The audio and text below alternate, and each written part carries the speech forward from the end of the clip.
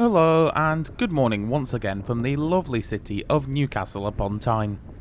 Today I'll be bringing you one of my most requested videos in recent times, travelling aboard the Tyne and Wear Metro from here in Newcastle city centre to Sunderland, which is the next largest city on the network. So let's head underground and catch our train.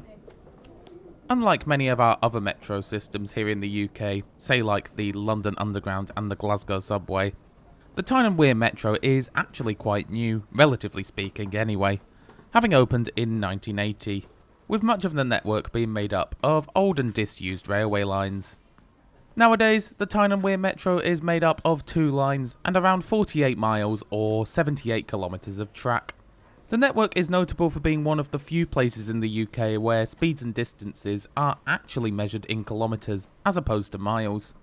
Now, the only other piece of rail infrastructure in the country that I can think of where this is the case is High Speed 1, although be sure to let me know in the comments if you can think of any more.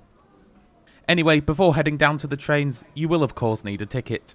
While paper tickets are available, I would honestly recommend that you order a POP pay-as-you-go card in advance. While the card doesn't cost anything, you will need to add £5 of credit to it. The POP card works a bit like an Oyster card does in London, with the POP fares being significantly less than buying a paper ticket. To use the card, you just simply tap it on the yellow reader and walk on through.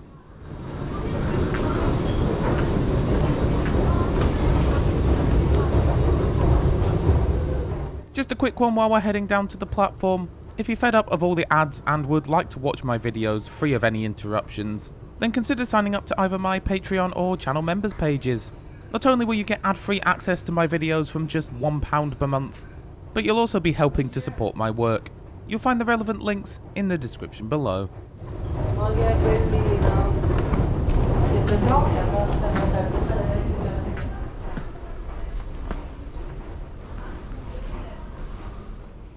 Today, we'll be taking a Green Line train towards South Hilton. As I mentioned earlier, we'll be going as far as Sunderland today. Now, the trains used on the Tyne and Wear Metro are still the original trains that first operated on the system when it opened in 1980. The current trains, which are simply called Tyne and Wear Metro cars, were built by now defunct manufacturer Metrocar, who also built many of the trains on the London Underground. However, these trains' days are now very numbered indeed, with the new Class 555 Metro units built by Stadler set to enter service later this year. By the way, if you're curious to see what the new trains might be like, be sure to check out my recent Merseyrail review, as the Class 777s that they operate are very similar to what the new trains are going to be like here. As expected, the trains have a rather classic, albeit a bit utilitarian look to their interiors, with these trains having last been refurbished between 2010 and 2015. Step 3 after, please use this station instead. Thank you.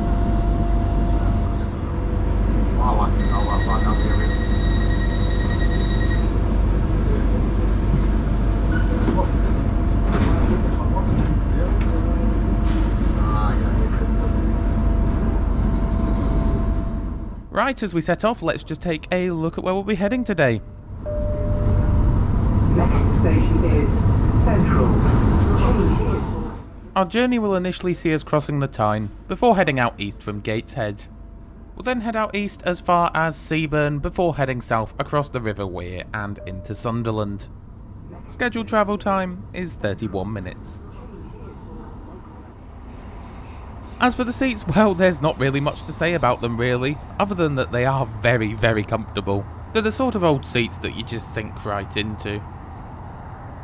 Anyway, we're now just pulling into our first stop, Central Station. You can change here for rail services to places as far north as Inverness in the Scottish Highlands, and as far south as Penzance in Cornwall. After leaving Central Station, we emerge into daylight and cross the Tyne. Off to the right, you can see the East Coast Main Line, and off to the left you get some great views up the river towards the city.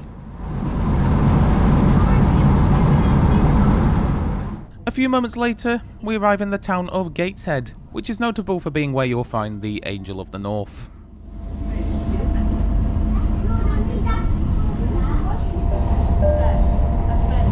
This is Gateshead Stadium.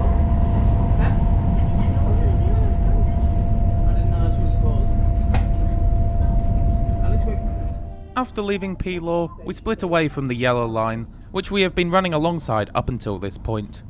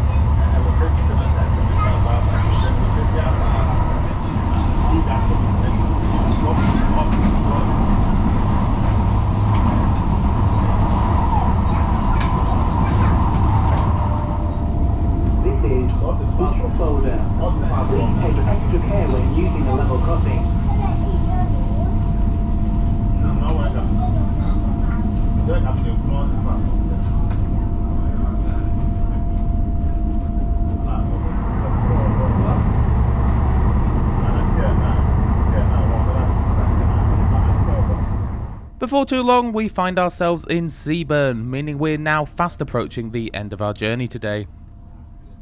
After Seaburn, we go on to call at the Stadium of Light. The station is named after the nearby stadium of the same name, with the 48,707-seater arena being home to Sunderland AFC.